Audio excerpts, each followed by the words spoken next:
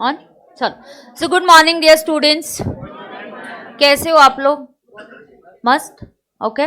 So good morning to all the live streaming and my PD GD students. Okay, let's start. Comprehension आपको homework के लिए दिया, आपने किया है क्या? चेक करूँ क्या?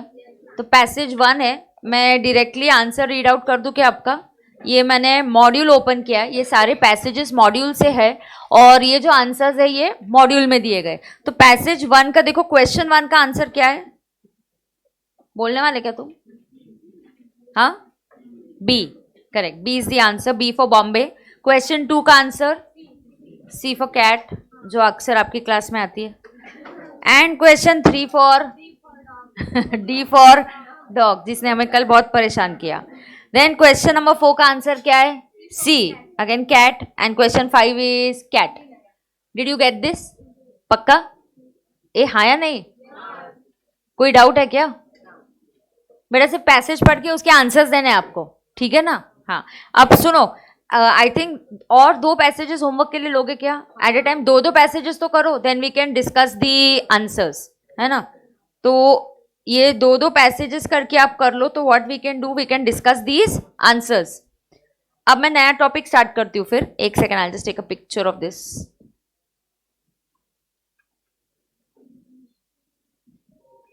चल, एक किसी को डाउट है क्या? बोलो, आई विल डिस्कस. क्या anything went wrong and you want me to discuss? I will. किसी का कोई आंसर गलत किया और डिस्कस करना है तो बता दो बेटा. करना है क्या? Anybody having any query? ये लाइव स्ट्रीमिंग वालों को भी देखते, कोई क्वेरी है क्या? क्वेश्चन 1 में कंफ्यूजन है क्या? है क्वेश्चन 1 में बी आया है. Okay, let's check. क्वेश्चन 1 कितने बच्चों का सही आया? ओके, तो एग्जैक्ट वर्डिंग्स है क्या पैसेज में? क्या नहीं है? है या नहीं है? नहीं है.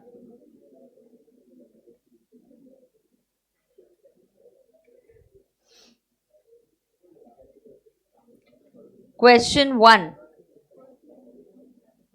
automation and artificial intelligence. What is the question 1 asking on? What is artificial intelligence? Question 1 क्या है? What is artificial intelligence? And answer given by the institute is what? B. Answer given by the institute is B. Intelligence exhibited by machines and software. ये answer दिया है ना passage ICAI ने. Let's check. क्या हो गया बेटा, बोलो. डाउट है? ये देखो, artificial intelligence, automation and artificial intelligence are the buzz which have created excitement and commotion. AI is the simulation of human intelligence processed by machines, especially computer systems. कहाँ है एग्जैक्ट? यही है क्या वर्डिंग्स फिर? या सो इंटेलिजेंस एग्जिबिटेड बाय. आपको किस में डाउट है बेटा? Intelligence fence by some humans तो हो ही नहीं सकता. Uh there is no confusion. Intelligence which is based on falsehood, गलत है ये. इनएप्रोप्रिएट इंटेलिजेंस, हाँ यहाँ नहीं. Rest of them are inappropriate intelligence. Can't be artificial intelligence. Artificial intelligence is machine की इंटेलिजेंस, जहां पे वो ह्यूमन की इंटेलिजेंस कॉपी करने की कोशिश करते हैं. That is AI. Do you understand that? So in fact B is the answer. मुझे तो और कोई भी नहीं लग रहा है. आपको किस में कंफ्यूजन हो रहा है फिर? क्या रे? सेकेंड पैराग्राफ में क्या लाइन है? उधर कहाँ है सेकेंड पैराग्राफ? ये वाले में. However, it means that there's a increased software. कौन सी लाइन नंबर पे है? हाँ, invention of sophisticated machine and robot software which surpass humans in physical and cognitive functions. This means that there's an increased profitability of. But beta, that is AI, na? What is AI? AI is the machine acquire the knowledge of rules for using information reasoning. तो AI is not falsehood और AI is not. In fact, मैं passage नहीं पढ़ती तो भी मैं B choose करती. It's an artificial intelligence जहाँ पे रोबोट बनाया गया है, ये सब बनाया गया. ये क्या है? इट्स आर्टिफिशियल इंटेलिजेंस जहाँ पे हम उनको टीच करते हैं how to think. Do you know there are cars which are automated cars and then they taught कि अगर सामने रेड लाइट है तो you have to stop. You have to follow the lane के. ऑफकोर्स इन इंडिया यूज करना थोड़ा सा मुश्किल है, आउटसाइड इंडिया हम यूज कर सकते हैं because they follow the speeding limits, they follow all the rules. यहाँ पे कोई भी कहीं से बीच में आ जाएगा तो वो बेचारा एआई कंफ्यूज हो जाएगा कि मुझे करना क्या है अभी, राइट. सो प्लीज अंडरस्टैंड कि एआई के केस में इट्स मशीन की इंटेलिजेंस ही है ये, ठीक है. यस. क्वेश्चन 1 का थर्ड नहीं समझा. देखो थर्ड क्यों समझना है, जो सही है वही समझ लेना. थर्ड क्यों समझना है तेरे को, सारे ऑप्शन समझने चाहिए ऐसे जरूरी है क्या. जो सही ऑप्शन है वही चूज कर लो ना, तुमको थोड़ी ऑप्शन को एक्सप्लेन करना है. ओहो पूजा, तेरे को क्वेश्चन 1 का थर्ड क्या समझना है, जो सही वाला है वो चूज कर देना, बात ही खत्म हो गई. Intelligence which is based on falsehood ऐसा कुछ होता ही नहीं है, मुझे भी नहीं पता. ऐसे उन्होंने option, what is intelligence based on falsehood, even I don't know. समझ में आया क्या.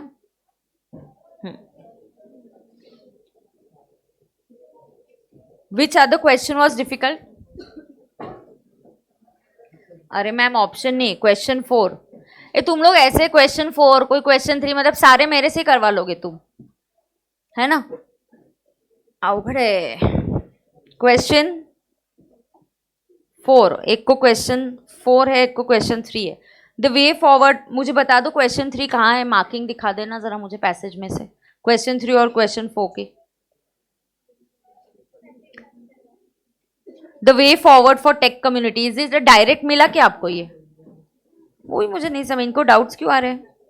The way forward for tech community, can you tell me which paragraph and which line.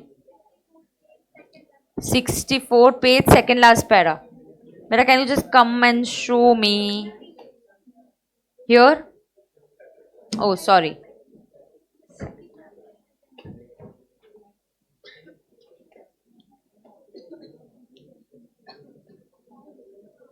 Which one बेटा, my page numbers are different. Come and just show me. कहाँ है उसका marking. हाँ ma'am मुझे भी मार्किंग नहीं मिला. मार्किंग नहीं मिला तो पढ़ना बेटा क्वेश्चन. ये क्या है, AI must not only participate in discussions on the effect of automation but also take responsibility. रुक हाँ इधर है. AI must, this is which question, third question. तो ये क्वेश्चन नंबर 3. एक मिनट मुझे क्वेश्चन दिखा, क्वेश्चन दिखा. The way forward for tech community is to participate in discussions. Yeah, according to him. So AI must not only participate in discussions on effects of automation but also take responsibility. So AI ने क्या करना चाहिए, participate करना चाहिए. Did you get this? Hey, did you get this?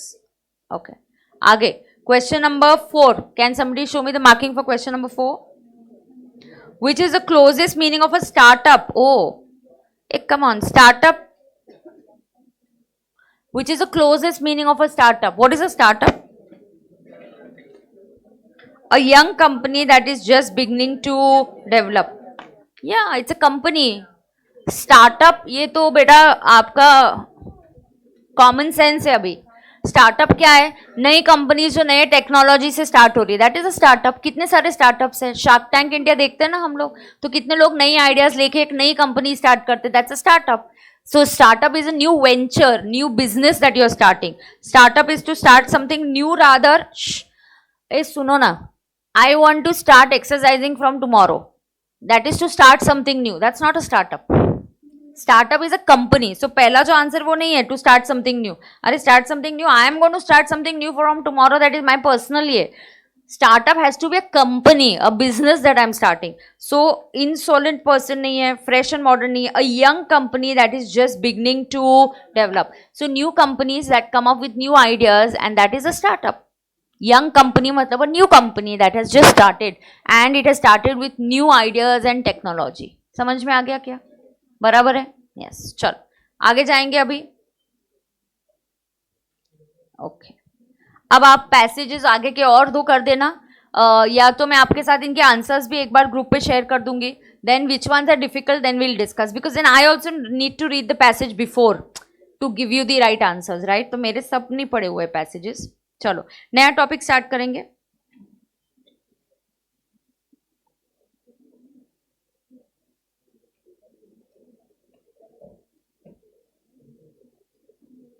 Okay let's do precis writing. कौन सा topic करेंगे, Pressy writing. So let's open one day before the exam and let's write down about pressy writing. चलो, pressy writing. क्या topic का नाम है? Pressy writing.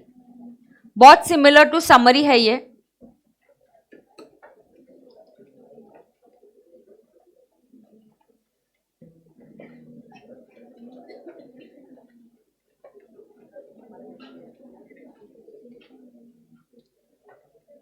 Here. चलो start writing. कहाँ लिखोगे आप? One day before the exam. ओहो बेटा कहाँ लिखोगे आप? One day before the exam. Let's start writing. Come on, प्रेसी writing. Start writing.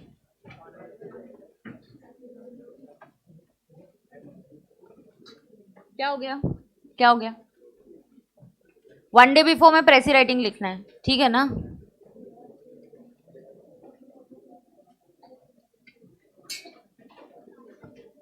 Piyush, मैंने बहुत बार बोला है पैसेज के अंदर वाले सारे क्वेश्चन एमसीक्यू होते हैं क्या? नहीं, कभी डिस्क्रिप्टिव आ सकते हैं, एमसीक्यू आ सकते हैं, टाइटल राइटिंग आ सकता है, या मीनिंग्स आ सकते हैं.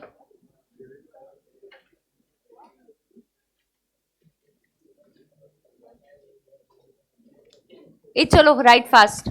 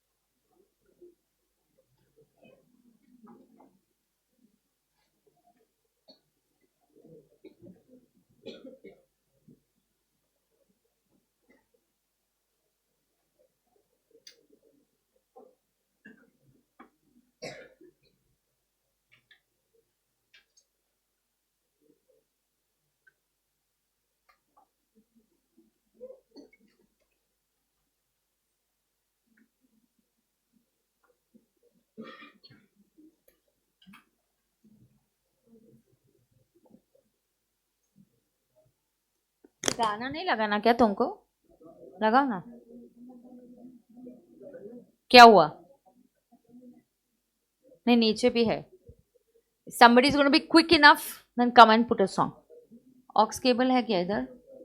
नहीं तो वो ढूंढने में टाइम जाता है. the orange one only is the aux cable. Here it is.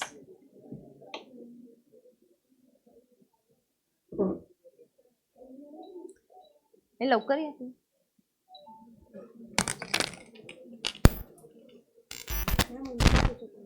लगा, जल्दी लगा, खत्म होने पागल. लगा.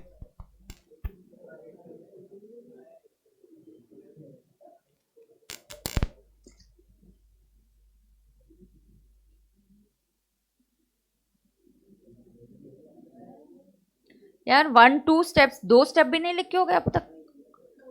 Enough, your writing speed has to be improve बेटा. देन मतलब 2 स्टेप्स भी नहीं लिखे हो गए.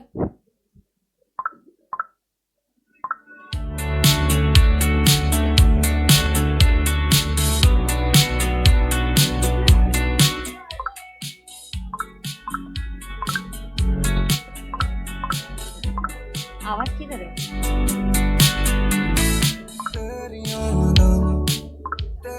अरे तेरे को नोटिफिकेशन आ रहे कितने सारे, उसका आवाज ही हो रहा है. अरे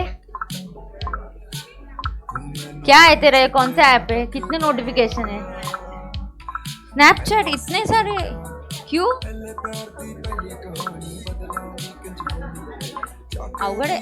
बदली जानी मन विच मैं सी राजा, तू क्यों ना मेरी बनी है रानी. खुशियां दा मैं सोचिया, अखां विच क्यों देखी पानी. तेरियां दावां मुंडा मार सुटिया तू कादा, दिल लुटिया तू मैनू छड्डिया ना तकदा. हो गया. छड्डिया ना तकदा. तेरियां दावां मुंडा मार सुटिया तू कादा, दिल लुटिया तू मैनू. क्या बात की? अभी 3 से लिखना चालू करो जिन्होंने नहीं लिखा है. एक दूजे दे कोल ਕਾਲੀਆਂ ਰਾਤਾਂ ਚੰਨ ਤੇ ਤਾਰੇ ਪਹਿਲਾਂ ਸੀ ਜੋ ਵਾਦੇ ਹੁਣ ਨੇ ਸਭ ਮੈਨੂੰ ਲੱਗਦੇ ਲਾਰੇ ਅੱਜ ਹੀ ਗਮ ਨਾਲ ਪਾਲਾ ਵਗਦੇ ਨੈਣੋਂ ਹੰਝੂ ਖਾਰੇ ਫਸ ਗਏ ਇਸ਼ਕ ਦੇ ਗੀੜੇ ਵਿੱਚ ਕਾਤੋਂ ਨਾ ਹੁਣ ਲੱਭਣ ਸਹਾਰੇ ਤੇਰੀਆਂ ਦਾਵਾਂ ਮੁੰਡਾ ਮਾਰ ਸੁੱਟਿਆ ਤੂੰ ਕਾਦਾ ਦਿਲ ਲੁੱਟਿਆ ਤੂੰ ਮੈਨੂੰ ਛੱਡਿਆ ਨਾ ਕੱਖ ਦਾ हो गया ਤੂੰ ਮੈਨੂੰ ਛੱਡਿਆ ਨਾ ਕੱਖ ਦਾ ਤੇਰੀਆਂ ਦਾਵਾਂ ਮੁੰਡਾ ਮਾਰ ਸੁੱਟਿਆ ਤੂੰ ਕਾਦਾ ਦਿਲ ਲੁੱਟਿਆ ਤੂੰ ਮੈਨੂੰ ਛੱਡਿਆ ਨਾ ਕੱਖ ਦਾ ਤੂੰ ਮੈਨੂੰ ਛੱਡਿਆ ਨਾ ਕੱਖ ਦਾ ओके ये लिख के लेना स्टेप 6 ਮਾਰ ਸੁੱਟਿਆ ਤੂੰ ਕਾਦਾ ਦਿਲ ਲੁੱਟਿਆ ਤੂੰ ਮੈਨੂੰ ਛੱਡਿਆ ਨਾ ਕੱਖ ਦਾ हाँ ड्रॉ करना ਤੂੰ ਮੈਨੂੰ ਛੱਡਿਆ ਨਾ ਕੱਖ ਦਾ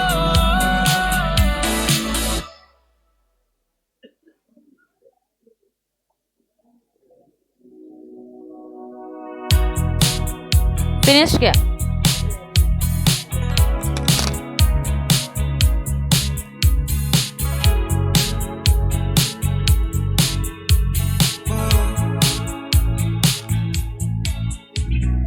ਕੋਲ ਹੀ ਹੈ ਤੂੰ ਤਾਂ ਵੀ ਲੱਗੇ ਮੈਨੂੰ ਦੂਰ ਸੋਚਾਂ ਕਿਉਂ ਮੈਂ ਇੱਦਾਂ ਕੋਈ ਗੱਲ ਤੇ ਜ਼ਰੂਰ ਹੋ ਗਿਆ। ਜ਼ਰਾ ਪੁੱਛ ਕੇ ਤੂੰ ਦੱਸ ਕੀ ਨਹੀਂ ਕੀ ਇਹ ਸੱਚ ਮੇਰੇ ਦਿਲ ਨੂੰ हाँ दे ਰਾਤਾਂ ਨੂੰ ਦੱਸ First you finish this. ਨੀਂਦ ਕਿਉਂ ਨਾ ਆਵੇ ਤੂੰ ਠੀਕ ਹੈ ਕਿ ਨਹੀਂ ਮੇਰਾ ਚਿੱਤ ਘਬਰਾਵੇ ਕਿਉਂ ਇੰਨੀ ਪਰਵਾਹ ਨਾ ਦੇਵੀਂ ਤੂੰ ਦਗਾ ਮੇਰੇ ਦਿਲ ਨੂੰ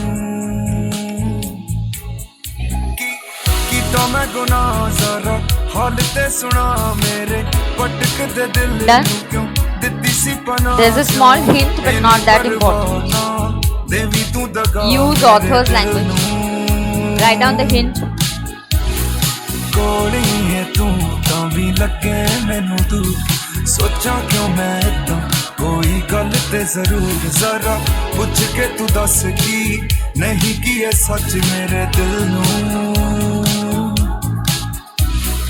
ਤੇਰੇ ਨਾਲੋਂ ਵੱਖ ਹੋਣ ਦਾ ਖਿਆਲ ਵੀ ਮੇਰਾ ਕੋਈ ਖਿਆਲ ਨਾ ਜੋ ਲੱਗੇ ਉਹੀ ਦੱਸਾਂ ਜਰਾ ਕੀਤਾ ਆ ਮੈਂ ਮਸਾਨੀ ਤੂੰ ਪੁੱਛਦੀ ਸਵਾਲ Are we done बेटा?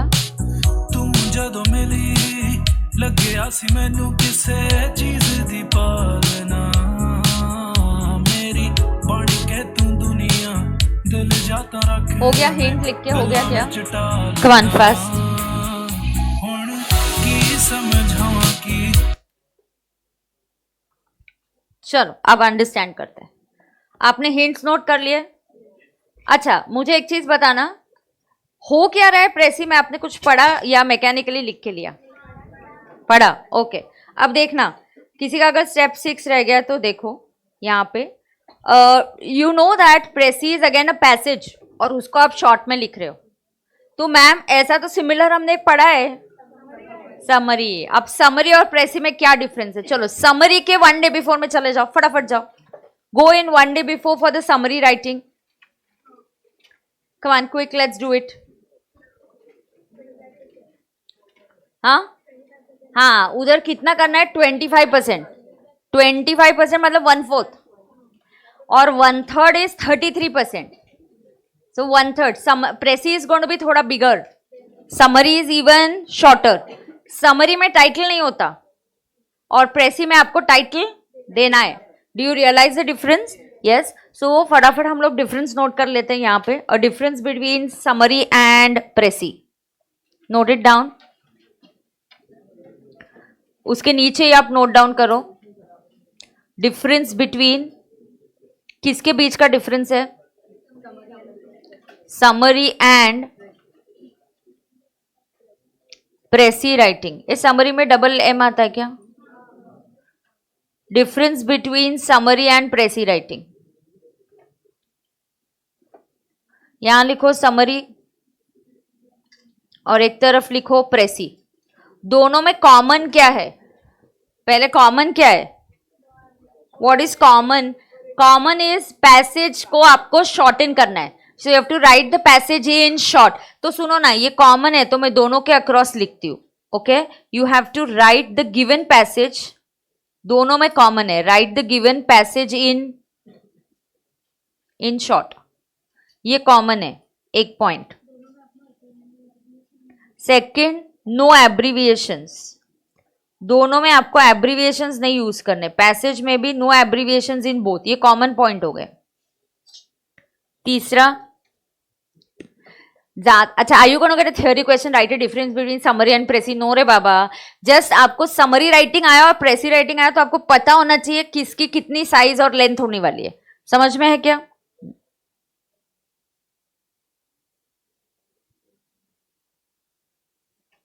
अब देखो यहां पे summary, reduce the summary to कितना लेंथ, रिड्यूस द पैसेज यहां पे कितनी लेंथ में करना है? Passage to 25%, that is 1/4. And precis में you have to reduce the passage to 1/3. Reduce the passage to 1/3 माने that is 33.33%. Summary writing generally आपको ना बेटा कंपलसरी क्वेश्चन में आएगा, लेकिन प्रेसी आपको ऑप्शनल होता है. फिर से प्रेसी आ गया तो बहुत इजी है. पैसेज दिया जाएगा, ज्यादा दिमाग नहीं लगाना है, पैसेज पढ़ना है और आपको उसको कितना करना है? 1/3, मतलब 33% के आसपास. ठीक है, अब देखना fourth, here there is no title. कोई टाइटल देने की जरूरत है क्या? नहीं, कोई टाइटल नहीं है, तो आप क्या देते हो यहाँ पे? हाँ, so just write summary at the top. अच्छा, क्वेश्चन है स्पेसिफिकली बोला तो ही हम लिख देंगे टाइटल, नहीं तो just write summary at the top. And will precis have a title? Precis should have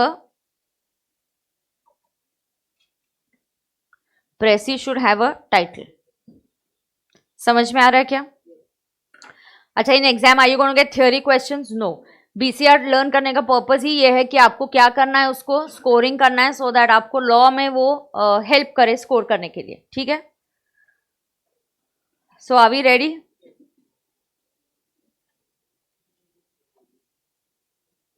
ठीक है क्या?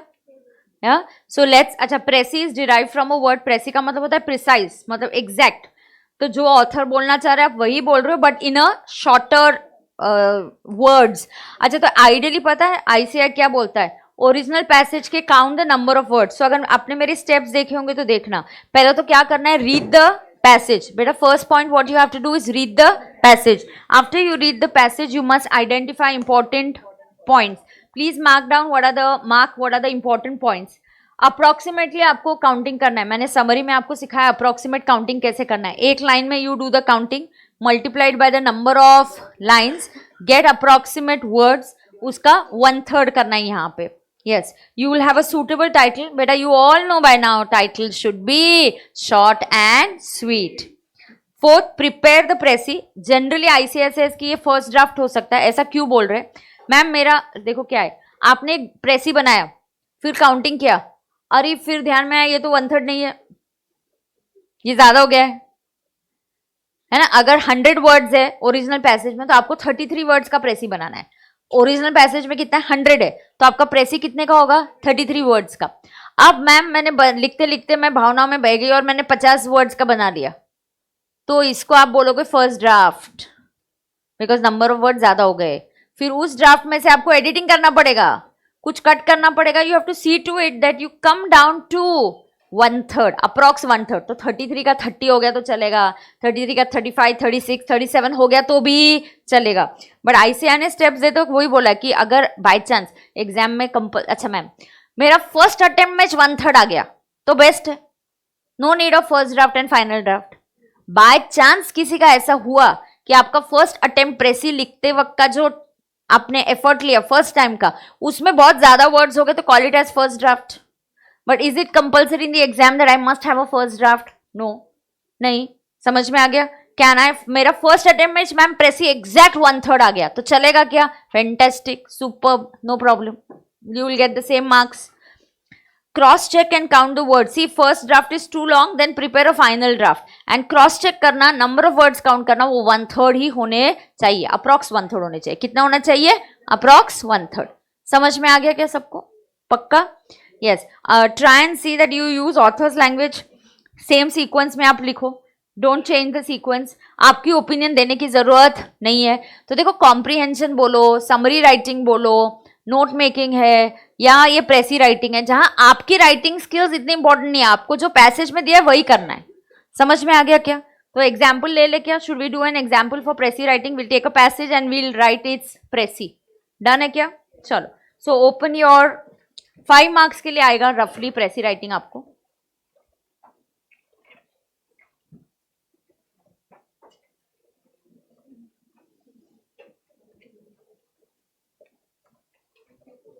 बेटा, difference between a precis and summary you can write here. Refer हमने कहाँ कर दिया?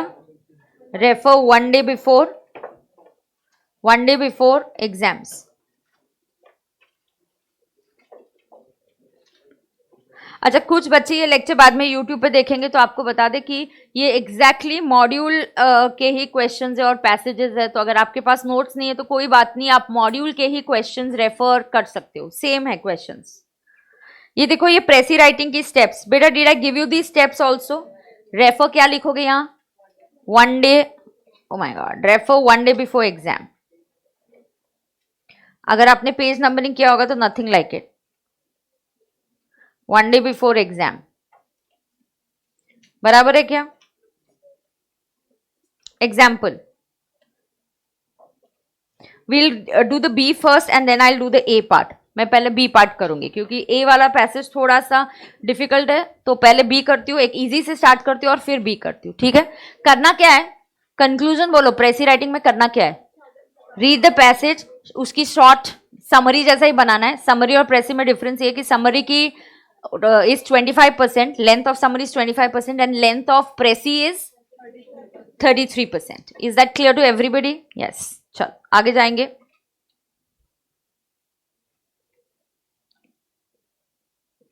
Let's read. Sentence correction is probably the easiest subsection. So sentence correction is probably the easiest subsection within the verbal section of GMAT for you to improve. Doing well on this section is really a function of knowing your grammar very well and then practicing them ad nauseam with high quality practice problems.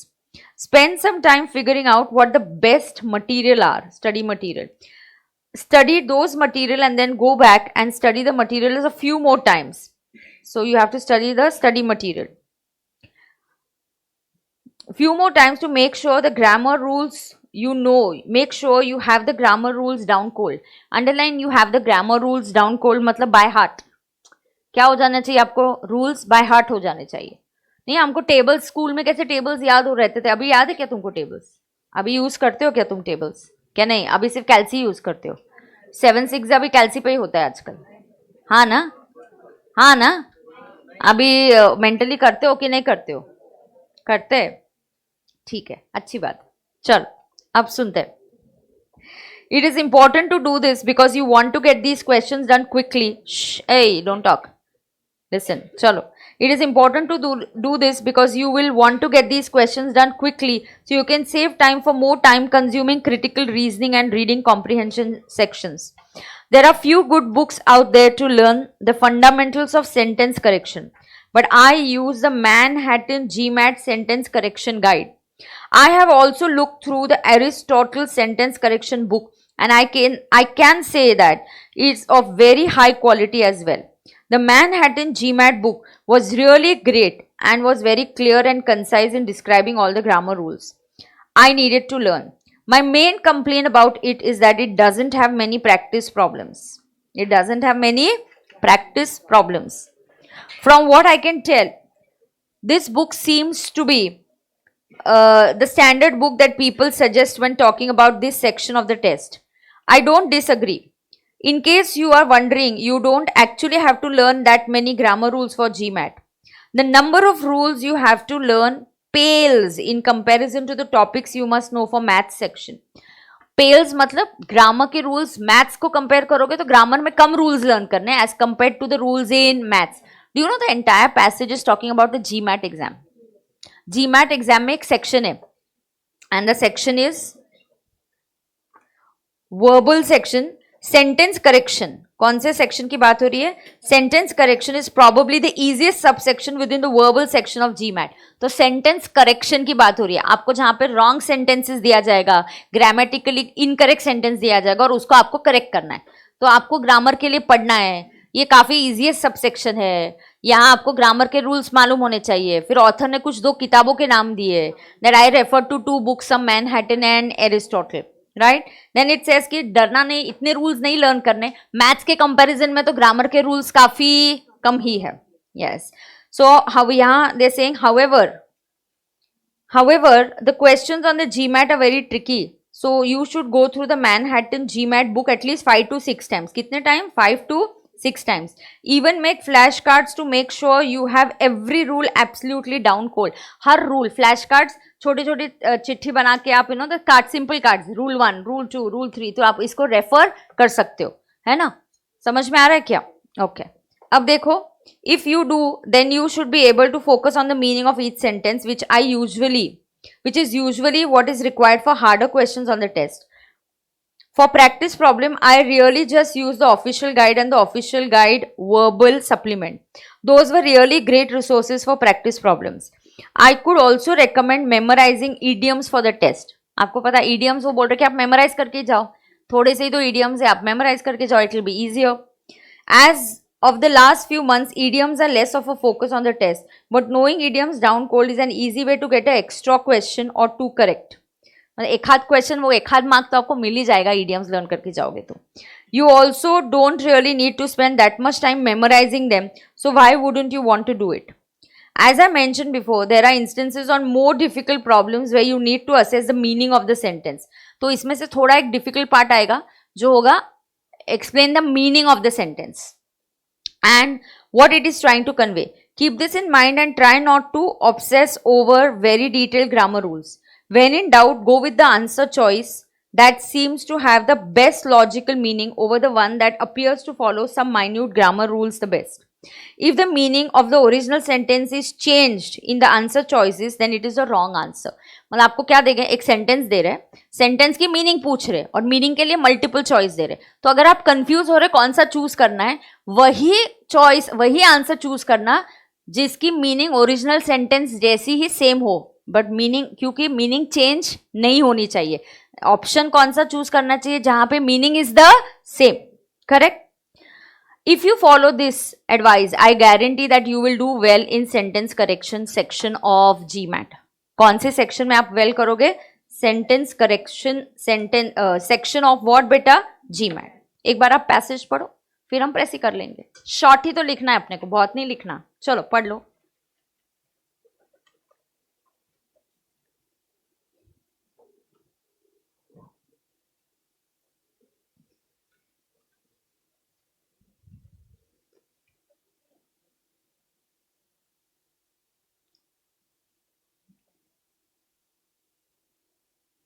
और कोई ये भी काम एक कर लेना ना, number of words count कर दो ना बेटा, मतलब words in 1 line approximately number of lines, ठीक है ना?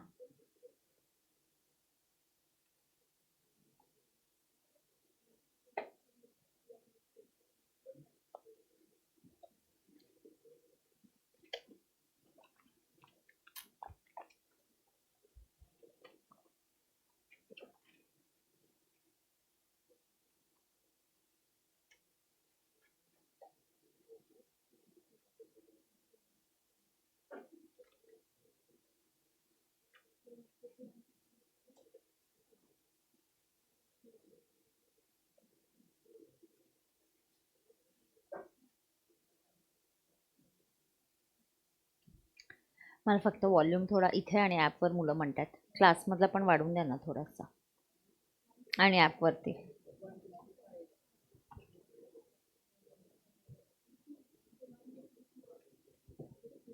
अच्छा, GMAT क्या है? एग्जाम है, किस चीज़ के लिए?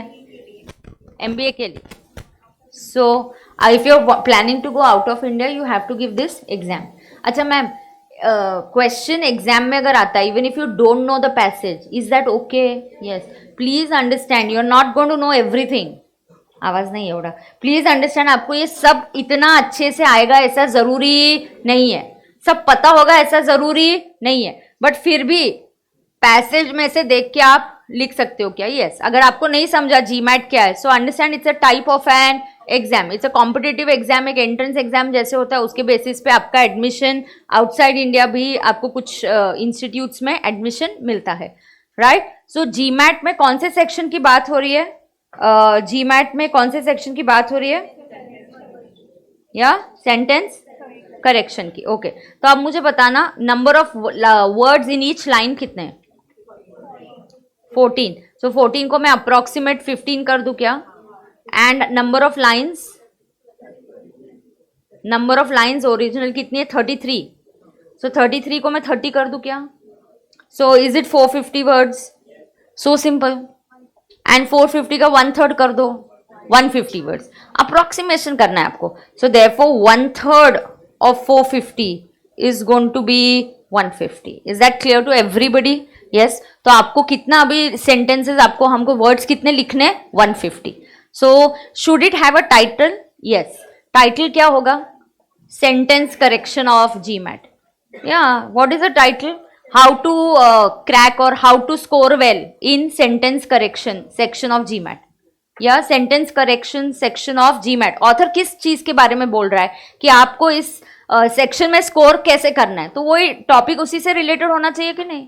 एक क्या रे लाइव स्ट्रीमिंग वाले टॉपिक उसी से रिलेटेड होना चाहिए कि नहीं? हाँ, तो क्या होना चाहिए? चलो, शुड वी स्टार्ट राइटिंग? कि आपको एक बार और पढ़ना है, गो थ्रू करना है क्या?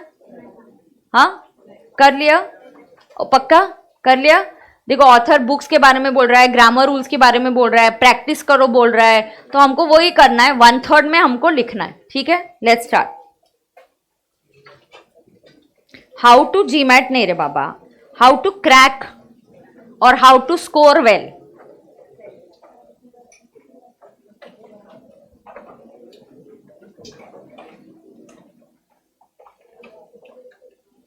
नोटबुक में लिखेंगे, नोटबुक में जनरल सेक्शन में लिखेंगे। What's the subject chapter name? Precis writing.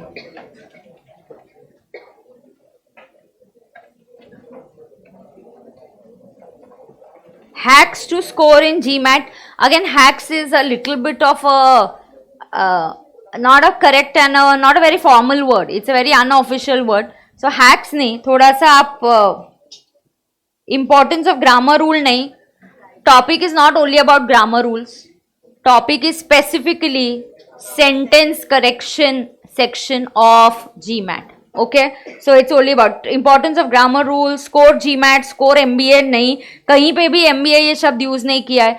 Don't do that. काहे को तुमको अपना क्रिएटिविटी दिखाने का इधर? You will lose marks. Don't do that. Score GMAT, score MBA. किधर MBA बोला है उधर? क्या रे तुम? हाँ चलो. How to score well in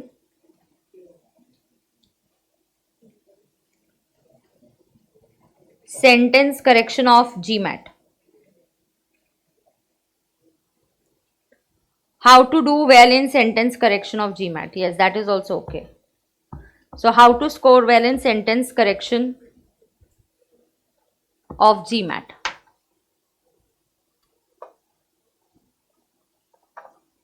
ठीक है, झेपता है क्या रे? हाँ. Can I have one text book? अगर किसी दो लोगों के बीच में होगा तो मुझे एक दो. क्या होता है वो बार बार मैं स्क्रीन चेंज करने के लिए मुझे डिफिकल्ट हो जाएगा बेटा. Thank you so much, thank you. सामने रखेंगे. Let's start. सीक्वेंस में जाना है. प्रेसी में क्या है? ऑथर के ही वर्ड्स यूज करो, ऑथर का ही सीक्वेंस यूज करो. तो रेडी है क्या तुम लोग? Keep the passage in front of you. Sentence correction is probably the easiest. सबसे अच्छा सारी बातें आएंगी क्या बेटा इधर? ये 1/3 है ना? हाँ, तो सब कुछ आएगा क्या? Not possible. Sentence correction. Now this passage is also given in the module. Understand that. Sentence correction is probably the easiest subsection while within the verbal section of GMAT. Doing well in this section is really a function of knowing your grammar rules very well. And you have to practice them. Spend some time figuring out the best material. तो author क्या बोल रहा है कि अगर आपको ये section में if you want to do well, you should know your grammar rules very, you should know your grammar rules by heart. और you should know your grammar rules down cold. Down cold उसने 2-3 बार use किया. देखो मैं आपको दिखाती हूं यहां से. बातें नको रे बाबा, सुनो. ही सेज, इस सेक्शन में क्यों बेटा तू बात कर रहे हो. Knowing your grammar rules well and you must practice it. And plus आपने स्टडी मटेरियल अच्छा लेना चाहिए. And author is talking about 2 study material. कौन से 2 स्टडी मटेरियल की बात कर रहा है. Author is talking about Manhattan GMAT sentence correction guide and Aristotle sentence correction. So these books are good books and you must refer them and you must learn your grammar rules by heart. By heart बोलना है तो by heart बोलो, नहीं तो यहाँ पे बोला है you must have your grammar rules down cold. Down cold मतलब मैम हमको ये फ्रेज नहीं पता बट लॉजिक तो पता है ना.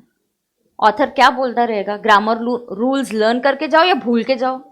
डाउन कोल्ड मतलब लर्न करके जाओ होगा ना. एग्जाम के लिए जाना है तो रूल्स लर्न करके जाना है ना. कॉमन सेंस यूज करने का है which is very important. You have to crack the exam. Common sense आपको बहुत हेल्प करता है. समझ में आ गया क्या. यस तो यहाँ पे ये रूल्स आपको पता होने चाहिए. आप ग्रामर रूल्स को लर्न करने के लिए आप उसके फ्लैश कार्ड्स वगैरह भी बना सकते हो एंड आप उसको प्रैक्टिस करो. प्रैक्टिस प्रॉब्लम्स आपने बहुत करने चाहिए इसके. सो लर्न एज इतने ग्रामर रूल्स नहीं है जितने आपको मैथ्स के रूल्स लर्न करने पड़ेंगे. अच्छा कौन सा पार्ट ट्रिकी है. However the questions in GMAT are very tricky so you must go through the Manhattan. फिर से वही बोला है 5 to 6 टाइम्स. ठीक है. Make flash cards. Make sure every rule is absolutely down cold. फिर से वही आ गया रिपीटेशन. तो ऑथर बोलने की कोशिश कर रहा है कि अगर इस सेक्शन में आपको स्कोर करना है you must focus on your grammar rules. There are not many grammar rules at compare to maths. You must know your grammar rules down cold. For that you must refer to 2 study materials like the Manhattan guide and Aristotle and you must practise these books at least 5 to 6 times. ऐसा बोला है. अभी इतना हम करते पहले. इतना part पूरा अभी से प्लानिंग नहीं कर सकते, भूल जाएंगे ना. तो इतना हमने पढ़ लिया. इसको शॉर्ट में हम लिखना स्टार्ट करते और फिर हमें आगे के 2 पैरा ही है उनको शॉर्ट में करना है. डन है क्या. चलो लिखे. एक सेकंड ना सिर्फ.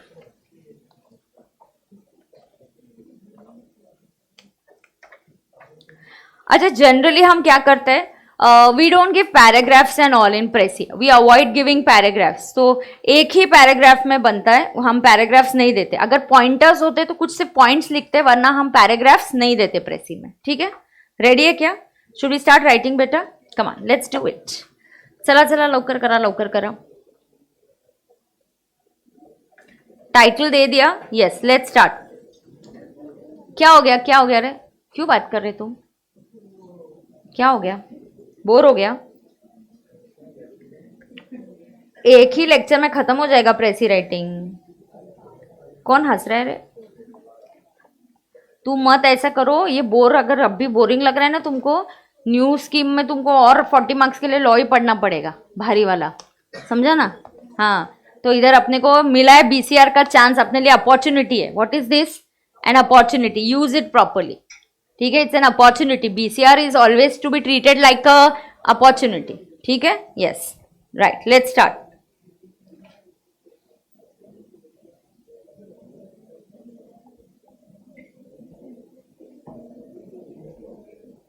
टू डू वेल लिखो. To do well in the sentence correction section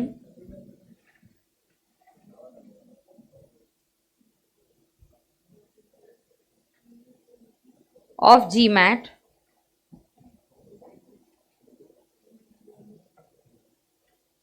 one must know all the grammar rules down cold.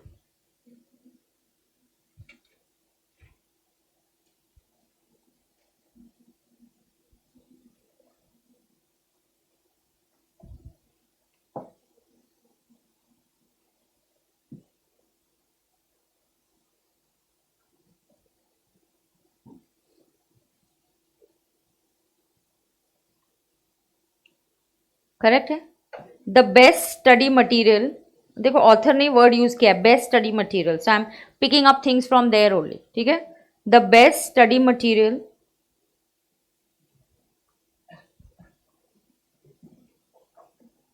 The best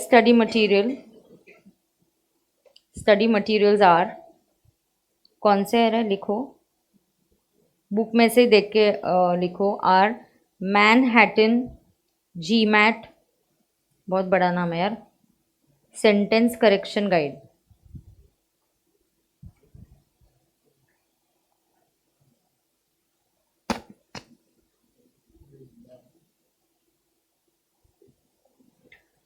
Manhattan GMAT sentence correction guide and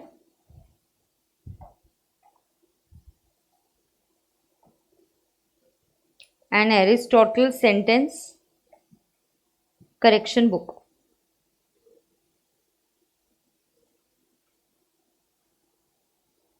हाँ, the study material you should refer, ऐसा भी बोल सकते, कोई बात नहीं है.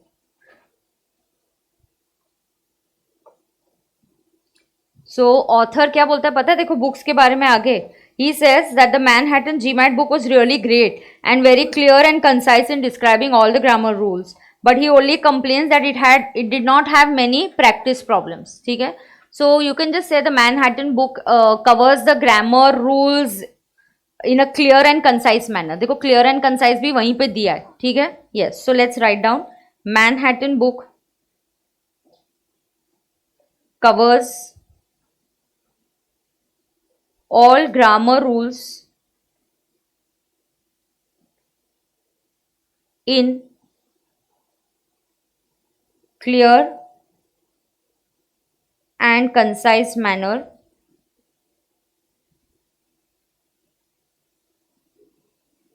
However, it does not have many practice questions. It does not have many practice questions. बस ज़्यादा नहीं लिखना अभी, वो आपने को 1/3 करने का है. But I can tell this book seems to be the standard book that people suggest while talking about this, and I don't disagree. In case you are wondering, you don't actually have to learn, okay, the grammar rules. So grammar rules are not many as compared to the maths rules. एक बार जरा अपन counting भी कर लेंगे. Grammar rules are not many in comparison to maths rules.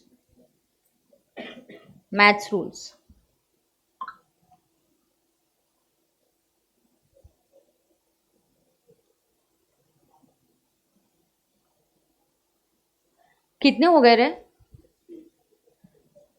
60 63 exact चीज saying. Okay fine. हाँ तो ठीक है. और क्या क्या है फिर, ये भी बोल दे क्या, that you can go through the Manhattan books 5 to 6 times. Go through the Manhattan book 5 to 6 times. लिखो, go through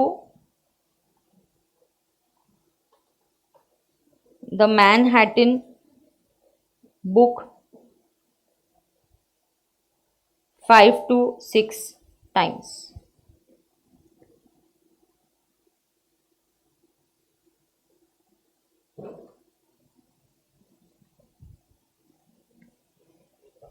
Go through the Manhattan book 5 to 6 times.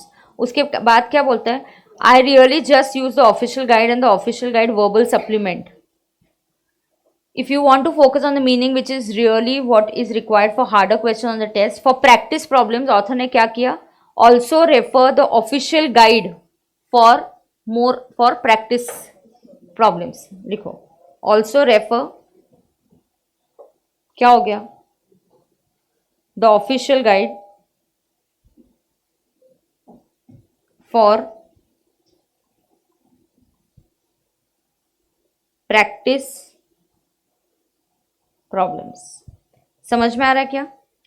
Also refer the official guide for practice problems.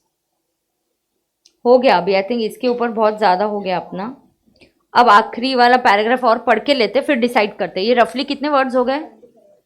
77. तो 77 80, but फिर भी we still have आधा हो गया रफली ना. 150 is like, या सो नादर. Let's see what all is there. Let's read out again. हाँ, idioms के बारे में बोलना पड़ेगा फिर. यहाँ देखो किसके बारे में. Another way of scoring or another way is you must memorize your idioms and it is very easy to memorize. So वो क्या बोलता है, anyways you don't spend too much time in memorizing them. तो idioms से आपको एक आध extra marks मिल ही जाएंगे. तो यहाँ idioms के बारे में बात किया है. किसके बारे में बात किया है, idioms के बारे में. और लास्ट पैराग्राफ में as I mentioned the instances on more difficult questions. अगर आपको more difficult questions कौन से होते हैं, to guess the meaning of the sentence, and if you get confused in the choices that you have, always choose the answer which is very closer to the real meaning and do not choose a answer where the meaning of the sentence changes. तो ये बोला है. और उसके बाद बोला I guarantee if you follow this आपका you will do well on the sentence correction. तो आई थिंक मुझे लग रहा है इतना लिखेंगे तो भी 150 नहीं होगा फिर. तो हम लोग ये भी बोल सकते हैं for grammar rules one must make flash cards. एक सेंटेंस था ऊपर तो वो ऐड करेंगे तो अपना देखो फ्लैश कार्ड से रिलेटेड क्या दिया है जरा पढ़ लो. Generally avoid making paragraphs in precis. हाँ, मेक दैट तो we've written ना. Make sure you have every rule down cold. We can say that you can also make flash cards for grammar rule and फिर idioms की बात करेंगे. चलेगा क्या? Yes.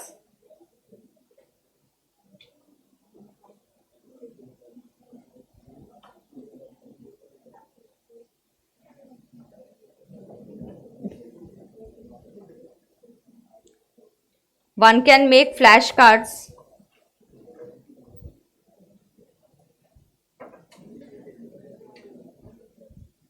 for grammar, for learning grammar rules. एक काय रे तू किती बोलताय तुम्ही तिकडे. One can make flashcards for learning grammar rules. Is that okay? अब idioms की बात करेंगे क्या? करें क्या idioms की बात? Okay. It is also recommended to memorize the idioms. लिखो. It is also recommended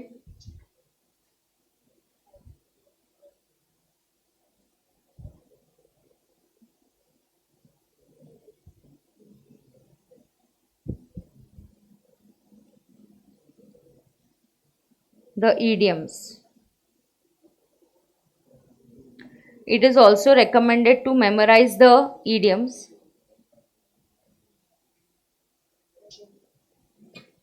With this you can get a extra. With this we can get क्या बोलेंगे?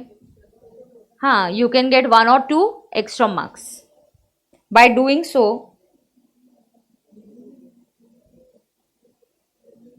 one can get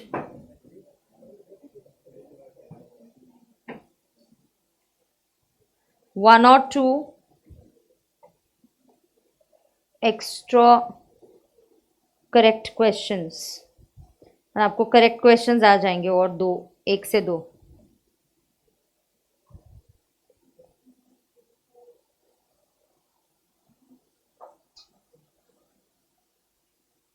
करेक्ट है.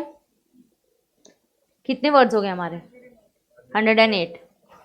Will be a little less than 150 but which is okay. But I think we have covered everything. हाँ, एक बार module का answer भी check कर लेंगे तो अपने को लगेगा. तो as I mentioned before, there are instances of difficult problems. चलो आखिरी पार्ट अभी.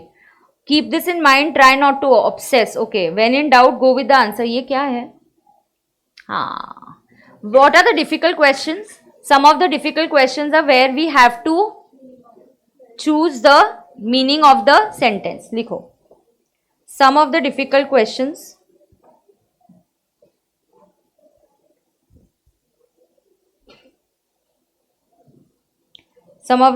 questions are choosing the correct meaning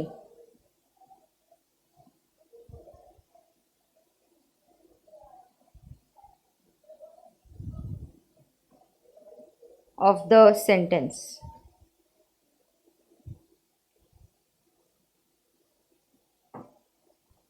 correct. फिर देखो क्या बोला है. If you are in doubt तो क्या करना चाहिए? If in doubt, go with the option which is closest to the meaning of the original sentence. Yes. So if in doubt, choose the answer which is closest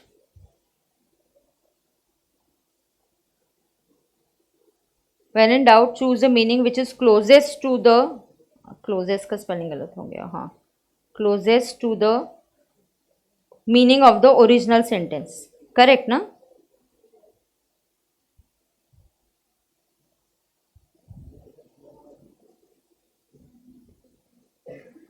और कौन सा answer choose नहीं करना चाहिए कभी भी? कौन सा आंसर चूज नहीं करना चाहिए?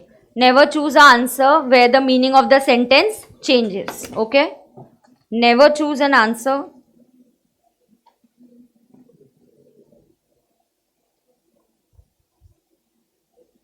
वेयर, क्या होता है where? Meaning of the sentence, ए बोलो रे, changes.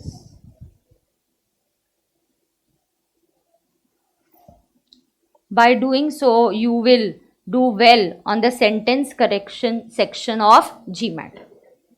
By doing so, you will do well. कौन से पार्ट में?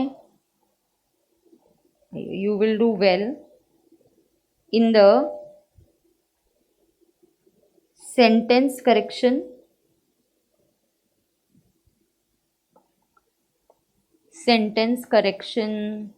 section of GMAT. बरोबर है क्या? ये सही है क्या?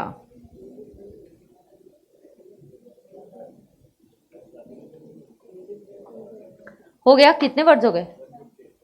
150 हो गए? 158. अच्छा ठीक है, तो एक हाथ फिर कुछ ये कर सकते थे, मुझे लगा बहुत कम होंगे करके अपन ने लास्ट में एकदम लिखना चालू किया, which is okay. 158 is also good enough. ठीक है, let's take a 2 minutes break now. मिलेगा 5 minutes ब्रेक. कोई है क्या गाना गाने वाला? या गाना लगा लो आप 5 मिनट के लिए. एक 5 मिनट का ब्रेक लेते हैं, then we'll do one more. क्या? हाँ हाँ, बट पेज से कुछ नहीं करना ना. We are concern with the number of words बेटा. मैं गाऊं? नहीं रे बाबा. 170 175 हो गए मैम. 160 तक. सो 160 तक हो गया तो आपको कट करना पड़ेगा. हमने बीच में काउंटिंग नहीं किया, तो एग्जाम में आप क्या करना, फिर से बीच में काउंटिंग करना and then you can cut down. हमने ईडियम्स के बारे में थोड़ा ज्यादा लिख दिया, वहां पे एक हाथ सेंटेंस आप कट कर सकते हो. 175 तक कैसे जाने दिया? तुम लोग क्या सो रहे थे क्या? 160 यहां पे आप कट कर सकते हो. ईडियम्स वाला पार्ट आप कुछ कट कर सकते हो. ये आप कट कर. By doing so one can get 1 or 2 extra questions. If you want you can just cut this, then I think it will fit into it. चलो 5 मिनट का ब्रेक ले लो. पहले लगाओ ना, कोई अच्छा गाना लगाओ ना जरा. एग्जाम में एक हाथ सेंटेंस होगा तो कट कर सकते हैं, नहीं तो ये हो जाएगा फर्स्ट ड्राफ्ट. नहीं, एग्जाम में आपको बीच में काउंटिंग ही करने का है ना. डू काउंटिंग इन बिटवीन ना. Why would you go like this in exam? क्या करूं? ये थोड़ा गाना लगाओ ना अच्छा कोई. कहाँ है सिंगर? है क्या कोई क्लास में? वो आज ही नहीं है. दूसरा कोई है क्या सिंगर?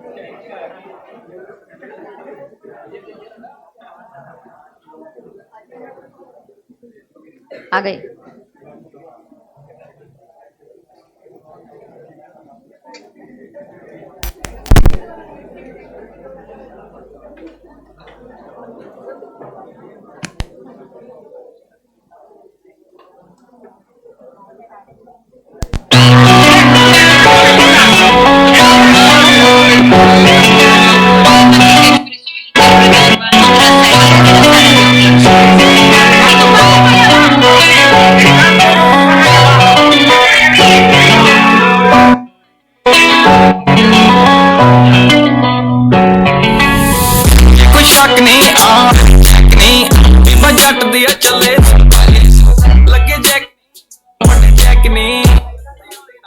क्या है?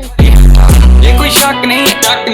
चेक नहीं एक्टिवा जट दिया चले लगे जैक नहीं चेक नहीं उत्ते वाले नाल लाइव रखी अख नहीं वैरी कख नहीं गेम घूमदी आ बैठे जग नहीं पिछे जग नहीं लाई लग नहीं लगी कईयां दे आ उत्ते अग नहीं कौड़ा लगदा सवा उच्छी जरा जाके नाम चले थां थां जट तां पहली मल्ली बैठो थां अगे कड्डिया भलेखे कई वारी जे कोई शक नहीं करी चेक नहीं बीबा जट दिया चले लगे जैक नहीं चेक नहीं उत्ते वाले नाल लाइव जे कोई शक नहीं करी चेक नहीं बीबा जट दिया चले लगे जैक नहीं वड्डे चेक नहीं उत्ते वाले नाल लाइव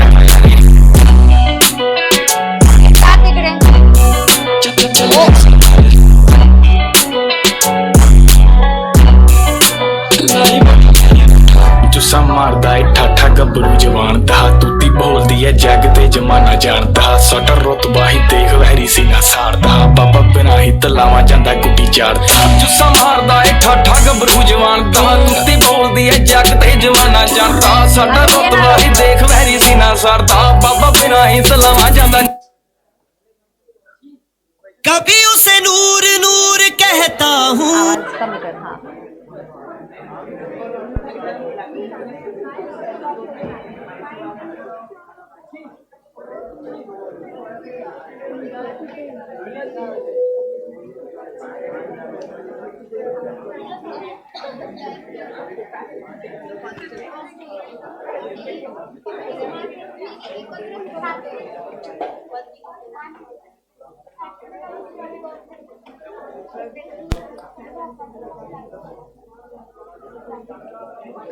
ये हमारे कितने लेक्चर्स हो गए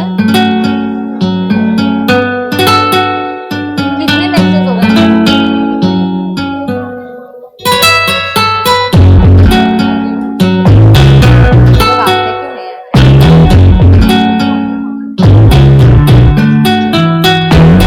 हिरिये हिरिये हिरिये हिरिये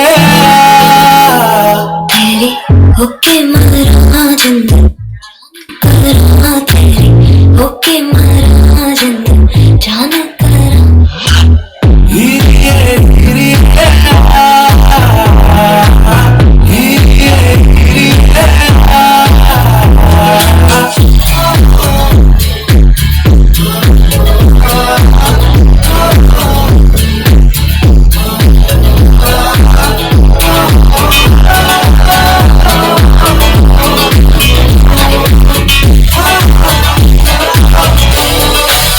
नींद हुई टूट गईया चुंदे बता रहिया सोचा मुझे तेरिया मैया हरिया तुम सुनो ना तुमको ये डम शराज खेलेगा क्या इधर if we give you a name of a movie will you act it out if you all are active and participative then there is fun one person can come दो लोग यहाँ आ सकते हैं दो लोग आ सकते हैं एक मूवी का नाम दे सकते हैं और एक एक्टिंग करने आएगा बाकी के आप लोग सब गेस करना one only we'll have one round only one round today चलो जल्दी आ जाओ कौन आ रहा है नहीं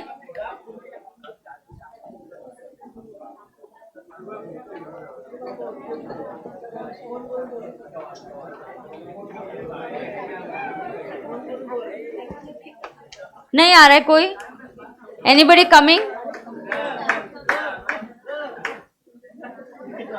कोई आ रहा है कि नहीं आ रहा है no nobody nobody is coming नहीं चलो फिर पढ़ ही लेते आ रहा है तू आज क्या डाउट है डीमोनिटाइजेशन बद्दल सांगते ना बैठ जाओ बोलती हूँ ओके अब सुनना 2 मिनट में बताती हूँ आप पहले मुझे एक चीज बताना are you all tax payers yes you are the coaching fees that you paid GST the books that you buy the food that you order from outside you're already paying GST so are you all tax payers yes you are tax indirect tax आप पे करते हो कौन सा tax पे करते हो indirect tax तो आप सारे जीएसटी पे कर रहे हो है ना आप जो भी चीजें खरीदते हो आपने जो कोचिंग फीस दी है उसमें एसपीसी ने आपसे जीएसटी लिया है और हमने जीएसटी मोदी जी को पे कर दिया है, बराबर है क्या? यस। तो ऐसे आप लोग चाहे इनकम नहीं कमा रहे हो, जब आप इनकम कमाते हो तो आप उस इनकम पे क्या पे करते हो? इनकम टैक्स, है ना? That is a direct tax. और जीएसटी एक टाइप ऑफ क्या होता है? Indirect tax. अब क्या होता है, मुझे टैक्स नहीं पे करना तो मैं क्या करूंगी? मैंने आपसे फीस ले ली कैश में, I'll take the fees and I'll not put it into bank. I'll go home and keep it in my cupboard. फिर अगली बैच में और फिर से ऐसे हुआ, फीस ली, कैश लिया और कबर्ड में डाल दिया, ठीक है? तो कबर्ड कैश से भर गया। ये होता है अनअकाउंटेड कैश। ये क्या होता है? Unaccounted cash. Unaccounted cash is cash जिस पे हमने टैक्स नहीं पे किया। That is called as black money. That is called as black money. So government was worried कि लोगों के पास बहुत कैश है और बहुत ब्लैक मनी है, तो मोदी जी आए और उन्होंने एकदम से एक झटका दे दिया कि कल से अभी ये नोट्स क्या हो जाएंगे? इलीगल हो जाएंगे, और हमें टाइम मिला कि आप इसको भर दो और आप एक्सचेंज करके वो दूसरी करेंसी ले लेना। Was this demonetization a success? The answer is no, it wasn't. The answer is no, it wasn't. लगभग जितनी कैश इकोनॉमी में थी, लगभग उतनी ही कैश गवर्नमेंट को फिर से मिल गई। तो जितनी कैश थी ना बेटा, लगभग उतनी ही कैश गवर्नमेंट को फिर से मिल गई। तो was it a success? The answer is no, it wasn't a success. Okay? So ये देखो, but how did it become a success? It became a success in one way. आपको पता है टैक्स पेयर्स है ना, आपको पता है आप जब पैसे कमाने लगते हो आपको दो चीजें करनी होती है। एक होता है टैक्स की पेमेंट करना और दूसरा होता है एक रिटर्न भरना। उस रिटर्न को बोलते हैं इनकम टैक्स रिटर्न, एक फॉर्म भरना। आप जैसे आईसीआई में रजिस्ट्रेशन करते हो, आपको पैसे भी देने और एक फॉर्म भी भरना है। इनकम टैक्स बोलता है यार सिर्फ तेरा टैक्स नहीं चाहिए, तेरी इन्फॉर्मेशन भी चाहिए। क्या चाहिए? तेरी इन्फॉर्मेशन भी चाहिए। तो ये जो इन्फॉर्मेशन है हम रिटर्न में देते हैं। डीमोनेटाइजेशन के बाद लगभग 1 करोड़ से नंबर ऑफ टैक्स पेयर्स बढ़ गए। तो एटलीस्ट लोगों में वो डर बैठ गया कि मोदी जी है तो कुछ भी हो सकता है। And then they said no no, it's better that we file our returns and pay the taxes. तो 1 करोड़ से टैक्स पेयर्स बढ़ गए। आपको मैं ओवरऑल एक आइडिया देती हूँ, इंडिया की पॉपुलेशन कितनी है? 140। उसमें से number of people who file returns is around 7 to 8 CR। तो if you just calculate 7 to 8 crores of people file the return, so what percentage of people are filing the returns? Just tell me, कितने percentage लोग returns भरते हैं? 5%। रफली अभी ये 5 का अभी 7 to 8 हो रहा है, अभी थोड़ा सा बढ़ गया। अभी एट प्रेजेंट सीन क्या है? How many people file? Around 7 to 8% of people file the returns. Okay, जैसे आप इनकम टैक्स का रिटर्न नहीं भरते हो तो 7 से 8% लोग रिटर्न भरते हैं। लगभग 7 to 8% people are going to file their returns. अच्छा, ये 7 to 8% लोग जो भरते हैं, अब देखना 6.8 crore number of tax return filed in 17-18।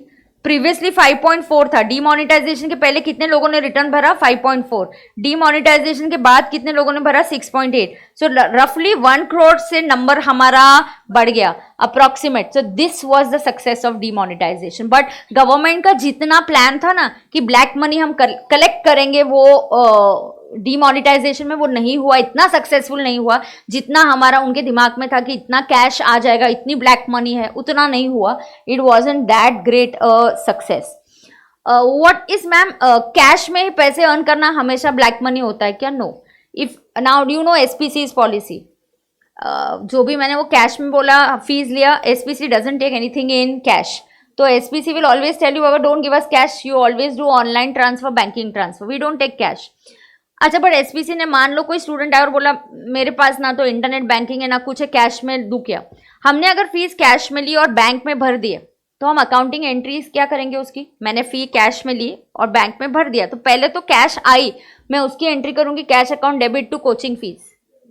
मतलब मैंने मेरा इनकम रिकॉर्ड किया टू कोचिंग फीस, मतलब cash account debit to coaching fees. मैंने क्या कर दिया? मेरा इनकम रिकॉर्ड कर दिया। तो हर वो कैश ट्रांजैक्शन ब्लैक मनी नहीं होती।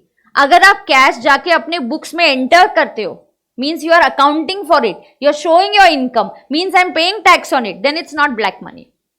There are various ways of converting black money into white. एक जस्ट एग्जाम्पल के तौर पे आपको बताती हूँ, बहुत सारे मल्टीप्लेक्स थिएटर्स को बीच में इनकम टैक्स ने एग्जम्पशन दिया था। आपको पता है अचानक से आपकी सिटीज या सब जगह आप देखो मल्टीप्लेक्स थिएटर एक ही टाइम पे सब जगह आ गए थे। कोई भी छोटे से छोटा शहर हो वहां पे भी एक मल्टीप्लेक्स है ना। तो मल्टीप्लेक्स को इनकम टैक्स ने छूट दे रखी थी कि मल्टीप्लेक्स थिएटर आप स्टार्ट करोगे तो आपको टैक्स का एग्जम्पशन मिल जाएगा। ज्यादा करके मल्टीप्लेक्स टैक्स नहीं देना पड़ेगा, कुछ बेनिफिट दिया। क्यों? So that there can be more multiplexes, development होता है, जॉब क्रिएशन होता है, ऐसा किया था। अब मल्टीप्लेक्स बनने के बाद तुरंत ये जब अनाउंसमेंट हुआ, लोगों ने क्या किया, पॉलिटिशियंस ओपन दीज मल्टीप्लेक्स। कोई पॉलिटिशियंस के साथ किसी पार्टनर, मतलब आई am a politician and I will partner with somebody and will open a multiplex theatre. किसको पता है शोज हाउसफुल जा रहे हैं या एम्प्टी जा रहे हैं? किसको पता है शोज हाउसफुल जा रहे हैं या एम्प्टी जा रहे हैं? आप दिखा दो। शो हाउसफुल गया, दिन के 4 shows multiplied by number of people, nobody will come and ask you also कौन पिक्चर देखने आया था। कहाँ से पूछेंगे? Into the money, put that money into bank, all your black money is getting converted into white and you are not paying tax, क्योंकि tax का exemption दिया है। क्या पता ये प्रोविजन खास पॉलिटिशियंस के लिए भी लाया गया हो, you never know. So there is lot of things that you have to learn. So ऐसे बहुत सारे इंटरेस्टिंग चीजें होती है जो हम टैक्स में सीखते हैं और जो आपको अभी नहीं पता है। फाउंडेशन इज जस्ट आपको पढ़ाई करने की आदत लग रही है। अकाउंट्स बहुत जरूरी है, मैथ से आपके एनालिटिकल स्किल्स डेवलप होते हैं। रियल सीए तो स्टार्ट होता ही इंटरमीडिएट में। And because I am a practising CA, I have been practising for last 20 years, I will give you so many examples of real life cases कि हम ऐसा case हुआ तो हम कैसे कर सकते हैं, इनकम टैक्स ने ये एक्शन लिया तो अभी हम उसको कैसे काउंटर कर सकते हैं। So it's a fun way of learning this taxation which we will do it in intermediate. But overall was demonetisation a success? The answer is no, it wasn't. हाँ, बट एक चीज डेफिनेटली हुई, the number of tax payers उसकी वजह से बढ़ गए। So that was definitely a plus point. A lot of important and interesting facts that I share. If you just look at this 100 rupee note, आप देख सकते हो कि कौन सा स्टेट सबसे ज्यादा टैक्स देता है। इसका सोर्स CBDT है, सेंट्रल बोर्ड ऑफ गवर्नमेंट का सोर्स है ये।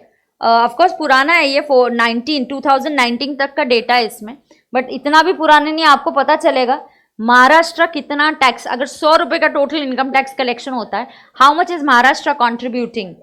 Yeah, so Maharashtra is the highest contributor of income tax in India, 38%. Of course, all thanks to the industries, Ambani family. Another is all actors, Bollywood actors, they are there.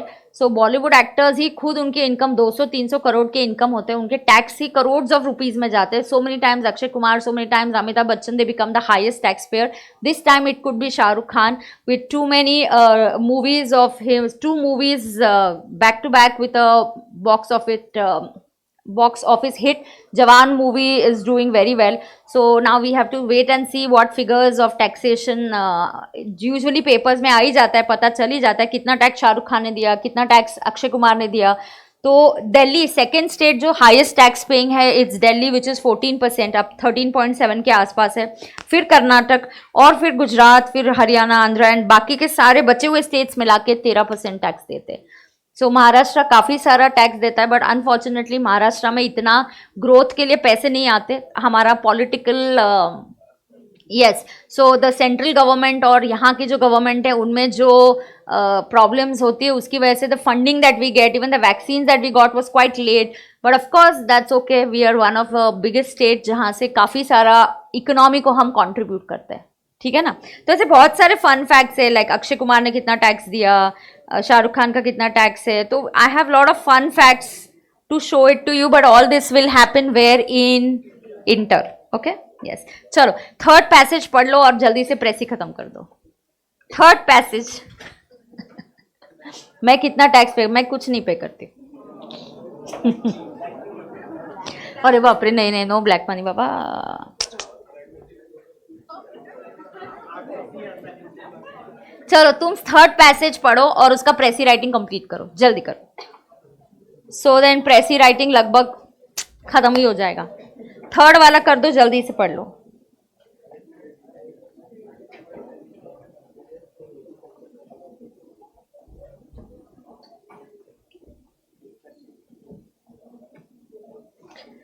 India straight deficit, मैं पढ़ती हूँ फटाफट। India straight deficit with China increased from a particular $billion to so many billion in the previous financial year. Parliament was informed on Monday. During April to September period, the deficit was so and so. Do you know what is the meaning of trade deficit with China? हम China से import ज्यादा करते और उनको export कम करते। अच्छा, do you know when we make a budget of the country, पहले हम खर्चा नोट करते हैं और फिर हम टैक्सेस, गवर्नमेंट का खर्चा आता है और फिर उनके टैक्सेस आते हैं। And generally we are in fiscal deficit. Fiscal deficit means हमारा खर्चा ज्यादा है और हमारा इनकम कम है। बेस्ट है तो गवर्नमेंट नोट छाप देगी? नहीं, India doesn't believe in printing notes और printing currencies. We just don't, many countries do that, India doesn't do that. If we just pump in money and give just currency, हम लोग print कर देंगे, चलो पैसे कम पड़े तो गवर्नमेंट बोलेगी अपने ही तो पैसे है, अपनी मशीन है, अपना ही प्रिंटिंग प्रेस है, चलो करेंसी छाप दो और पैसे यूज करो। You do that, you will affect the economy very very badly. Your demand supply will get drastically change and there will be too much of problems in economy. India is at a very strong economy today, the reason being we have a very strong base and a strong foundation. हम जितने currency notes print करते उतने amount का gold reserve हम बाजू में रखते। We keep that much of gold aside and only then we print the currency. So it's not that easy to print currencies.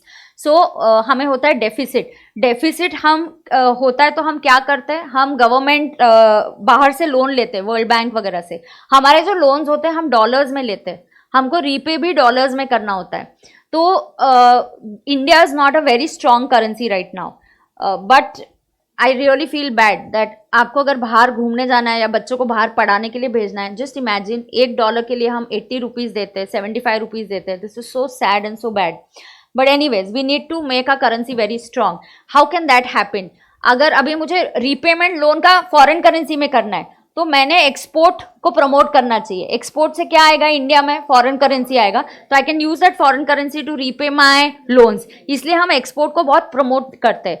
फिर हम इस टाइप का रिपोर्ट निकालते हैं कि यार हर कंट्री के साथ हमारा डेफिसिट क्या हो रहा है, चाइना से हम क्या इंपोर्ट कर रहे हैं, क्या उसको हम बंद कर सकते हैं इंपोर्ट करना, क्या हम लोग वो इंडिया में बना सकते हैं क्या, या लोगों को मोदी जी ने बोला इंडिया सबसे ज्यादा गोल्ड इंपोर्ट करता है। We have this mentality of the people that gold खरीदना है और बस घर पे लॉकर में बंद पड़ा हुआ रहता है। वो गोल्ड का मनी इज ऑल स्टक बेटा, इट डजंट गो एनीवेयर। इसलिए गवर्नमेंट लेके आई गोल्ड बॉन्ड्स कि आप पैसे कहाँ डालो, गोल्ड बॉन्ड्स में डालो, एटलीस्ट गवर्नमेंट को वो पैसे मिलेंगे, वो यूज करेंगे। आज आप गोल्ड खरीदते हो कि बुरे टाइम में काम आएगा, बुरे टाइम में, वो बुरा टाइम कभी नहीं आता और हम कभी बेचते नहीं है उसको। वो ऐसा ही स्टक है with the money just locked up in the locker, nobody uses it.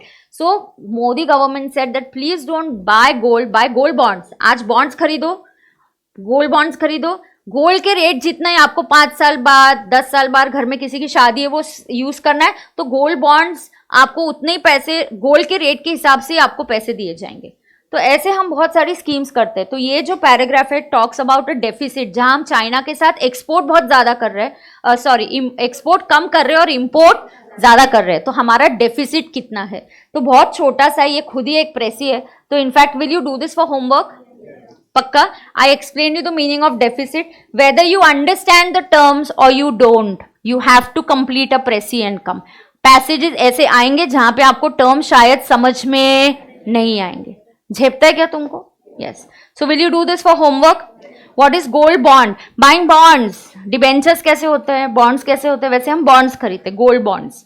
तो आज अगर मुझे गोल्ड खरीदना है 10 ग्राम गोल्ड, तो 10 ग्राम का क्या रेट है उसकी जगह मैं बॉन्ड्स खरीदूंगी। समझ में आ गया? That is bonds, gold bonds. Government will issue bond, जब आपको वो बॉन्ड सेल करना है तो उस दिन गोल्ड का क्या रेट होगा उतने पैसे आपको मिल जाएंगे। ठीक है? आपने नहीं किया बॉन्ड्स डिबेंचर्स, आपको नहीं पता? Interest, bonds and debentures, securities होता है ना? हाँ ठीक है। हाँ ये ऑलरेडी शॉर्ट है इसलिए इसका छोटा सा प्रेसी करके आना है। ठीक है? I will see you tomorrow at 8:30। Tomorrow precis का ये मैं होमवर्क चेक करके I will start with a new topic. चलेगा? Bye bye, see you, have a wonderful day ahead, bye.